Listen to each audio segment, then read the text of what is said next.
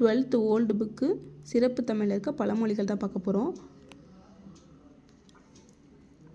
அகத்தின் அழகு முகத்தில் தெரியும்.